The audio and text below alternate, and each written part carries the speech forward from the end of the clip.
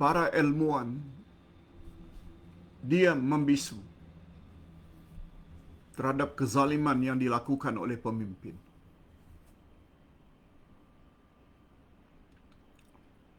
Lalu dalam pertanyaan disebut,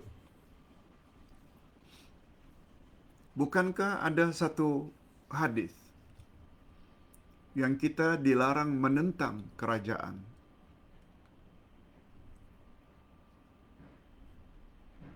Yang telah diangkat secara sah. Walaupun kita dipukul, disiksa. Dengan kata lain, kita dilarang untuk demo. Begitu pertanyaannya. Hadirin dan hadirat, Ustaz setuju sebagaimana pandangan golongan salafus salih. Kita jangan menentang kerajaan yang dipilih dengan secara sah, walaupun mereka melakukan maksiat. Ada pandangan seperti ini dan itu ada dalilnya. Tetapi yang dimaksudkan yang nomor 4 itu, suatu negara akan dihancurkan oleh Allah apabila orang-orang yang mengetahui, orang-orang yang alim berdiam diri.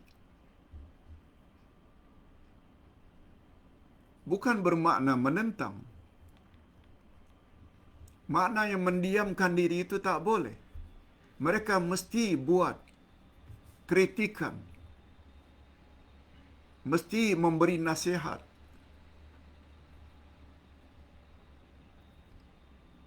Rasulullah sallallahu alaihi wasallam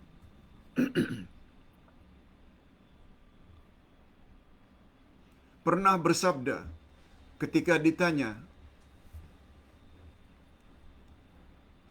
"Ayul jihadi afdal?"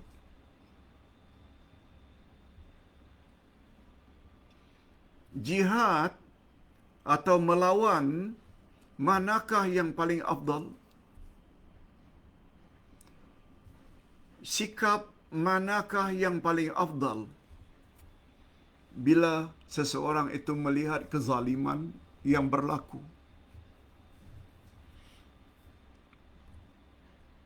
Rasulullah sallallahu alaihi wasallam jawab, "Qaulul haqq ala sultanin jair."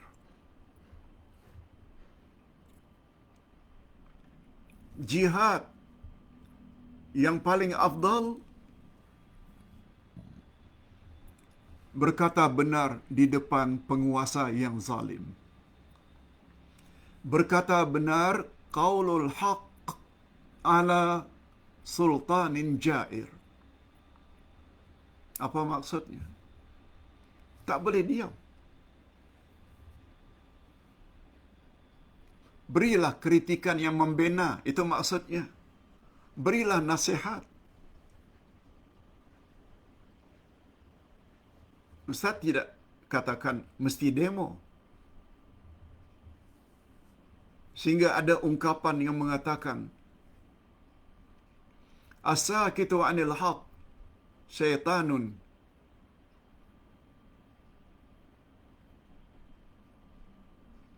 As-sakitu 'anil haqq,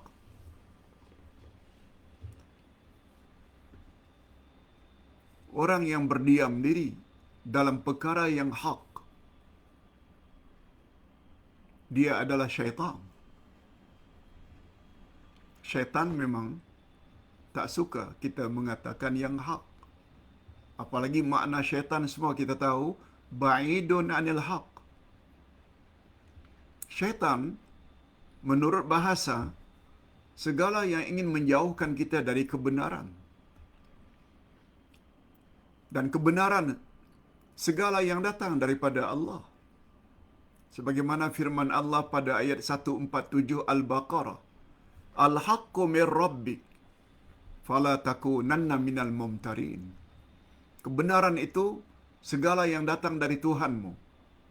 Oleh sebab itu jangan kamu ragu-ragu lagi.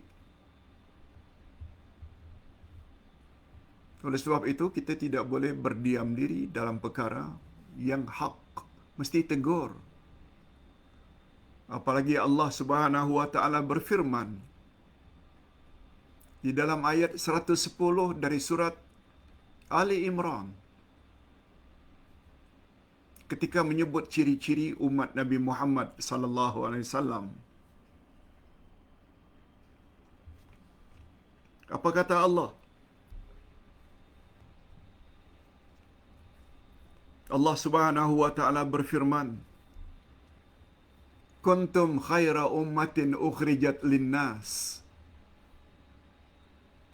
Kamu adalah kamu hai umat Muhammad adalah umat yang terbaik yang Allah pernah keluarkan di atas muka bumi.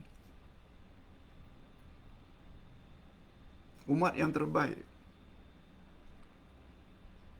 Kuntum khaira ummatin ukhrijat linnas. Kamu adalah umat yang terbaik yang pernah Allah keluarkan kepada umat manusia. Lalu Allah sebut sifat pertamanya, ta'muruna bil ma'ruf wa tanhauna 'anil munkar wa tu'minuna billah. Dan kamu beriman kepada Allah.